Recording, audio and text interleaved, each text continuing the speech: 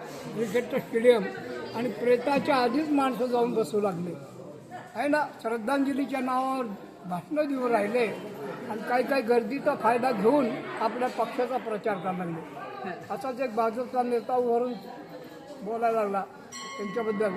आज आप्पा आपल्यातून गेले, परत न कधी येण्यासाठी, पण आपल्याला आप्पाचा चेहरा नक्की लक्षात राहील, कारण आप्पाचा चेहरा हा कमळाच्या फुलासारखा होता. लगेच शिवसेनाला उठला. आत्ताच माझ्या मित्राने सांगितलं की त्यांचा चेहरा कमळासारखा होता, पण ते सांगायला विसरले की त्यांचा शब्द म्हणजे धनुष्याचा बाण होता.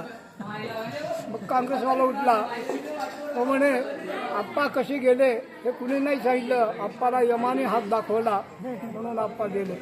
मग तो राष्ट्रवादीवाला बोलतो, मला ज्यावेळेस फोन आला आप्पा गेल्याचं, आम्ही घड्याळात पाहिलं 10 वाजून 10 मिनिट झालते, म्हणजे ते राष्ट्रवादी होते. पुन्हा मायावतीचा बाई आली, आप्पा किसी के लेन देन में नहीं थे, किसी को कुछ बोलते नहीं थे, हत्ती चलता है कुत्ते भुकते हैं, ऐसा उनका काम था. राज ठाकरे उठला त्यांच्या पक्षाचा. मग तो बोलला, अरे आपण कुठं आलो, आपलं भान ठेवायला पाहिजे, आपण स्मशानभूमीत आलेलो आहे आणि आप्पा गेले का माणसाला एक दिवस जावंच लागणार आहे. अरे पण ते कसे गेले इतकं बोलायची गरज आहे का? आता चेहरा राहिला का? आता शब्द राहिला का? आप्पाला यमाने कशाला हात दाखवला? आप्पाच्या हृदयाचं इंजन बंद पडलं, आप्पा गेले.